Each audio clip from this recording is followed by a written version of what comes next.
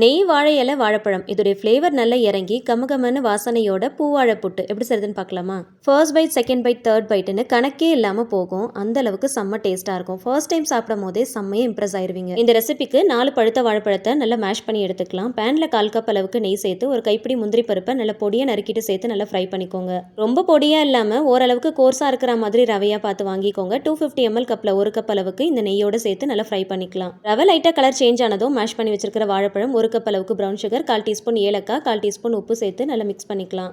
நல்லா மிக்ஸ் பண்ணதும் brown sugar, வாழைப்பழம் இது ரெண்டுமே சேர்ந்து நல்லா மெல்ட் ஆனதும் இந்த மாதிரி கன்சிஸ்டன்சிக்கு வரும். இது கூட 1/2 கப் அளவுக்கு ஃப்ரெஷ்ஷாக துருவின தேங்காய் சேர்த்து நல்லா கலந்துக்கோங்க. வாழை இலையை லைட்டாக நெருப்பில் வாட்டி எடுத்துக்கோங்க. அப்போ தான் ஃபோல்டு பண்ணுறதுக்கு ரொம்ப ஈஸியாக இருக்கும். ரெடி பண்ணதை உள்ளே வச்சு செட் பண்ணிட்டு அப்படியே க்ளோஸ் பண்ணி ஸ்டீமர் பிளேட்டில் வச்சு ஸ்டீம் பண்ணி எடுக்க போகிறோம். நான் சொல்லியிருக்கிற குவான்டிட்டியில் நீங்கள் ரெடி பண்ணிங்கன்னா 4 பூவாழை புட்டு நமக்கு கிடைக்கும். இதை அப்படியே ஸ்டீமர் பிளேட்டில் வச்சு அடுக்கிட்டு இட்லி பாத்திரத்தில் தண்ணி வச்சு நல்லா கொதிச்சு வரும்போது இந்த பிளேட்டை உள்ளே வச்சுக்கலாம்.